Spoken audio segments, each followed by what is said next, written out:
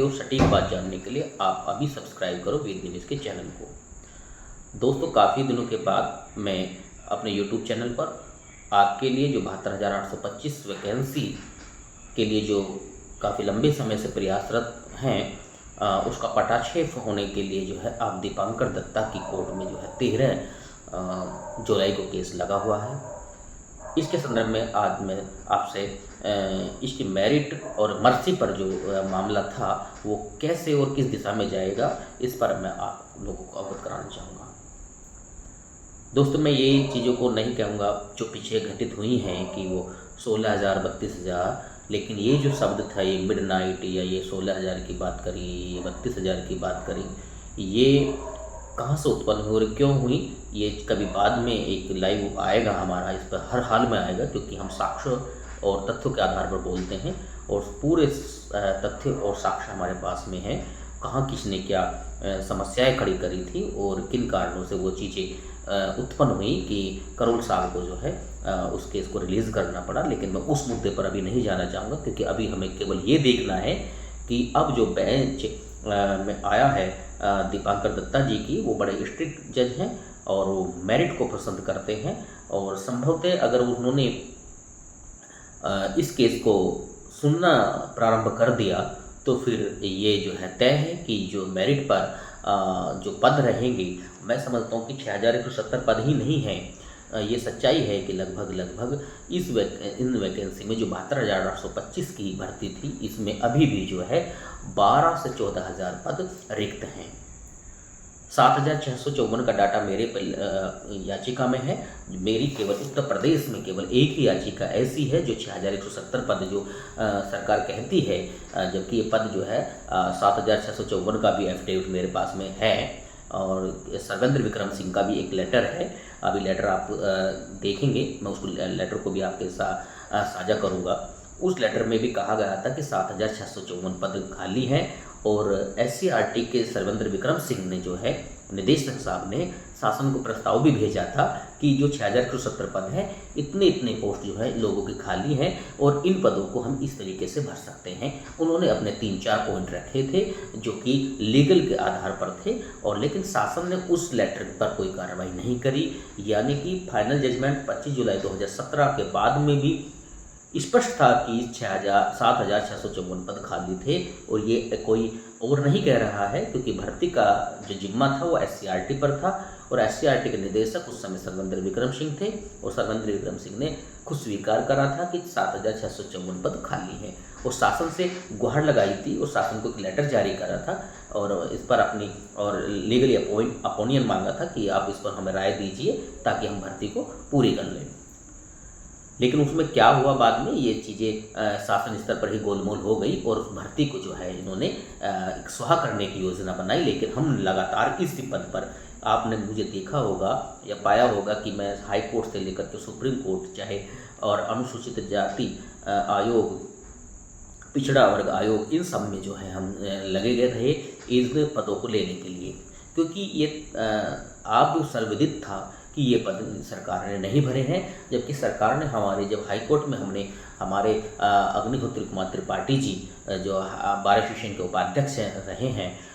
उनसे जब दाखिल कराई थी हमने संदीप कुमार गौतम के नाम से, तब उन्होंने एक एफिडेविट लगाया था सरकार ने हमारे पर कि इनकी मांग जो है अनुचित और आधारहीन है, क्योंकि हमने 6,170 पदों को जो है 72,825 के जो पद हैं हमने अन्य भर्तियों में भर दिए हैं। उसके बाद में हमारे एक मित्र के जरिए हमने RTI मंगाई थी और RTI में स्पष्ट हुआ था कि वो पद नहीं भरे गए और यहाँ ये पद नहीं भरे गए, ये स्पष्ट था। और अब जो है मामला ये सुप्रीम कोर्ट में भी हमने, जबकि सब लोगों ने, कोई 24 फरवरी, कोई 12/091, कोई सबके अपने अपने मुद्दे थे, सब अपने अपने मुद्दों को लेकर के सुप्रीम कोर्ट में आए थे और हमारा भी अपना एक मुद्दा था 6,070 पद। ये तो करोल साहब ने कहा कि हम सबको जो है एक साथ सुन रहे हैं, एक लिस्ट बनाने के जो फिर हुआ तो सब लोग एक साथ समाहित हो गए, वरना सब लोग अपने अपने कंटेम्प्ट लेकर के आए हुए हैं, या ये भी तय है। लेकिन आज के समय में ये तो आपको तय हो चुका है कि आज के समय में अगर कोई कंटेम्प्ट है तो वो कंटेम्प्ट है हमारा प्रवीण कुमार, जो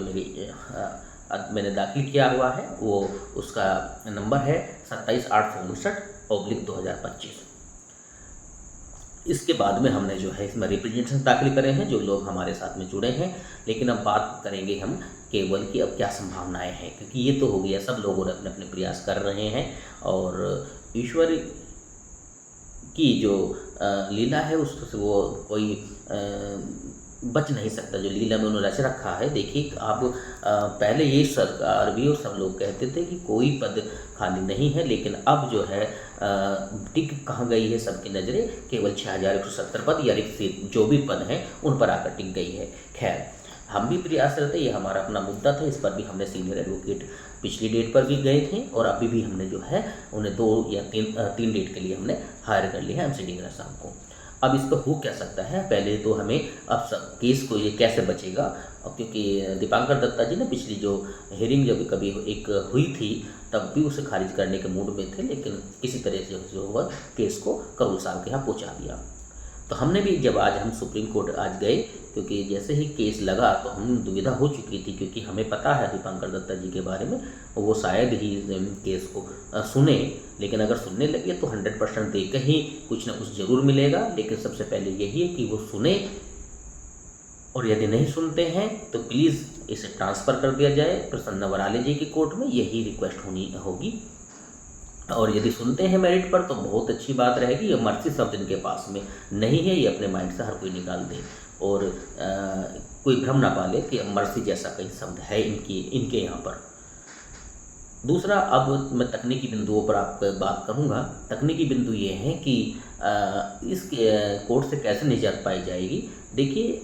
आज जब हमने बात करी एमसी डिंगरा साहब से और तस्रीक अहमद जी से, तो उन्होंने स्पष्ट कहा कि ये जो होता है,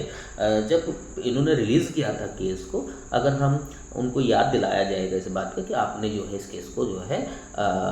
दूसरी कोर्ट में भेजा था, तो कृपया हम यही चाहेंगे कि आप जो है प्रसन्ना जी की कोर्ट में भेज दें, यदि लगता है कि वो केस को सुनने से मूड में नहीं है। क्योंकि दूसरे इसमें तकनीकी बिंदु ये है कि अब मुझे जो लगता है कि उन्हें बिना सुने खारिज नहीं करना चाहिए, क्योंकि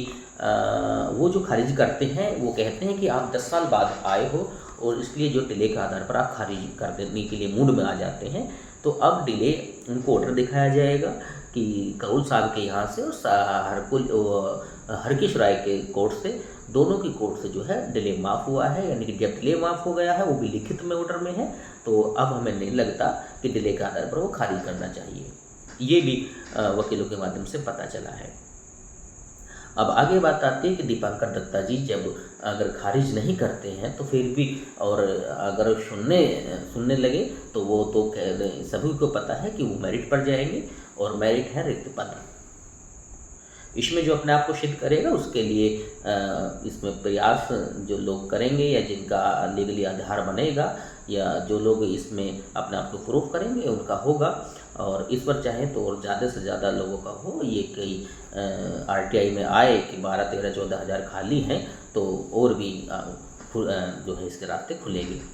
लेकिन दूसरी एक बात और है, क्योंकि ये जो केस लगा है उनकी कोर्ट में क्यों लगा है। देखिए, जब करोल साहब जी ने आदेश दिया तो उसमें लिख दिया था रजिस्ट्री को कि इस केस को जो है प्योरिटी पर रखा जाए। तो रजिस्ट्री उनकी अवहेलना नहीं कर सकती जब उसमें मेंशन हो गया है। तो वो पहले दिन कोर्ट है बैठ रही है 13 तारीख की, 13 में, जबकि अभी तो रोस्टर प्रणाली को जो है जिस तरीके से कि केस किस पर जाना है, आपने देखा होगा काज लिस्ट में केस नहीं आया, सप्लीमेंट्री में आया, क्योंकि लगाना आवश्यक था, चाहे वो उसके बाद में तकनीकी बिंदु के कारण दूसरी कोर्ट में जाए, लेकिन उसको जो है इमिडिएटली लगाना रजिस्ट्री की मजबूरी थी। तो संभावना ये है कि केस जो है दूसरी कोर्ट में हस्तांतरित हो जाएगा। और क्योंकि सभी वकीलों का यही मत रहेगा कि अगर वो सुनते हैं तो ठीक है, और यदि खारिज की तरफ चलते हैं तो उनसे यही की मांग है कि आप इसको प्रसन्ना वराले जी की कोर्ट में रखें, क्योंकि वहाँ पर जो है 2 साल इसमें सुनवाई हुई है और वो इसका हिस्सा रहे हैं। और करोल साहब ने भी जो है एक गलती की है कि लिखित में अपने आप को तो हटा लिया, लेकिन अपने उसमें ये मेंशन करते कि प्रसन्ना सर रहेंगे, ये मेंशन करना चाहिए था, लेकिन उन्होंने कहा कि हम नहीं रहेंगे, ये नहीं कहा प्रसन्ना भी रहेंगे। ओरली उन्होंने कहा था कि प्रसन्ना सर रहेंगे, तो उनकी क्लिप भी होनी चाहिए।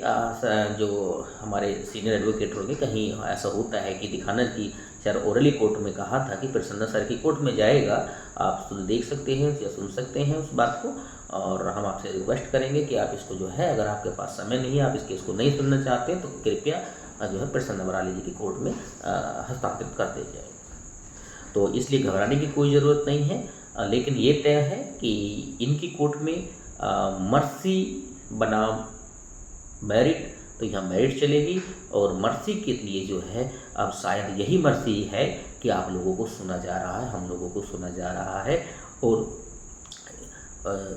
इतनी बड़ी लिस्ट का जो प्रेजेंट प्रोसेसिंग का ना होना, ये मतलब कि इसकी कोई ज़रूरत नहीं है, वहाँ से भीड़ आई थी। ये कभी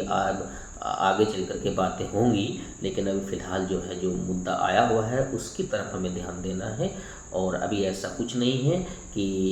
बहुत कुछ खो गया है, लेकिन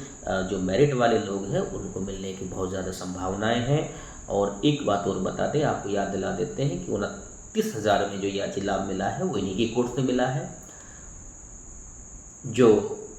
6969 की जो भर्ती में जो रिजर्वेशन मामला था, उनमें जो याची राहत की जो लिस्ट वगैरह बनाई जा रही है, यह सरकार ने स्वीकार करा कि हम उन लोगों को देंगे, वो इन्हीं की कोर्ट से दिया जा रहा है।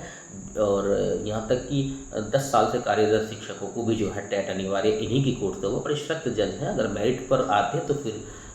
कोई ये चीज़ें देखते नहीं है और त्वरित फैसला करने में विश्वास रखते हैं। बाकी बातें जो है 13 जुलाई के बाद लाइव या अपने यूट्यूब चैनल के माध्यम से हम आपको अवगत कराएंगे। और तब तक के लिए आप अभी अपने दोस्तों को शेयर करें, क्योंकि सच बात से अवगत रहना आपको भी और आपके साथियों की बहुत ज़रूरी है। क्योंकि जो है बहुत लोग जो है आपको ऊल जलूल बातें बता करके आपको गुमराह करते हैं, लेकिन यह सत्य और सटीक बात जानने के लिए आपको अभी सब्सक्राइब करना चाहिए वेद न्यूज़ के चैनल को।